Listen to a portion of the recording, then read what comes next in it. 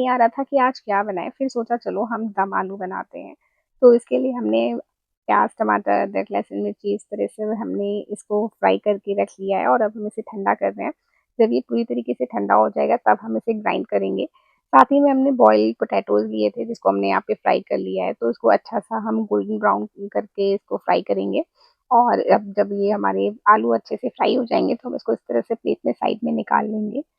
अब जब हमारे ये आलू फ्राई हो चुके हैं, तो हम अपना जो पेस्ट हमने जिसके लिए बना के रखा है, वो तैयार करते हैं। तो ये देखिए हमने ग्राइंडर लिया है और इसमें हम सारा प्याज़, टमाटर जो भी हमारा मिक्सचर है, हम इस तरीके से इसमें डालेंगे। थोड़े से पानी के साथ हमें इसे बहुत ज़्यादा पतला पेस्ट नहीं करना, हमें थोड़ा-सा ये कोर्स पेस्ट चाहिए।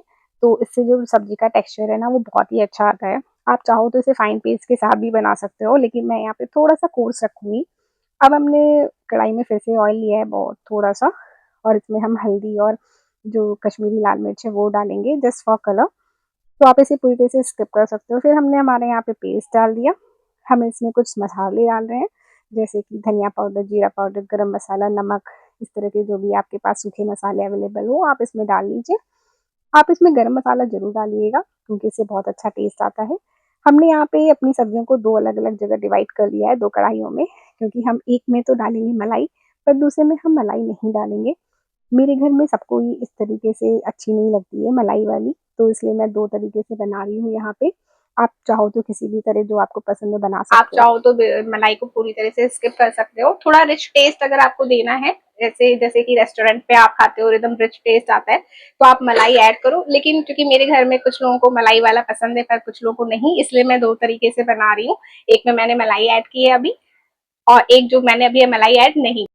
तो आप देखिए कि हमने यहाँ पे मलाई डालने के बाद यहाँ पे आलू डाल दिया है। तो ये बॉइल्ड आलू जिनको हमने फ्राई करके रखा था, हमने दोनों ही अलग-अलग सब्जियों में दोनों तरफ आलू डाल दिया है। अब इन आलूओं के साथ इस सब्जी को हम 5 से 10 मिनट कुक करेंगे।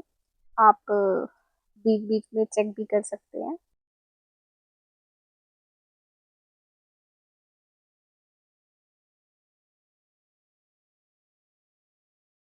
अब हमने इसे यहाँ पे ढक दिया है। अब हम 5 से 10 मिनट के लिए कुक करेंगे। एक बार हम आलू ज़रूर बीच में चेक करेंगे ताकि हम देख सकें कि आलू कुक हुआ है नहीं।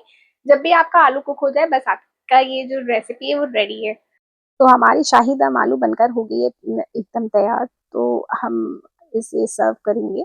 तो हमने यहाँ पे थोड़ी मलाई और धनिये के साथ इसकी गार्निशिंग की है। तो आप ये सब्ज़ी कभी भी बना सकते हैं, आप नॉर्मली भी बना सकते हैं और कभी अगर आपके यहाँ कोई फेस्टिवल तो भी।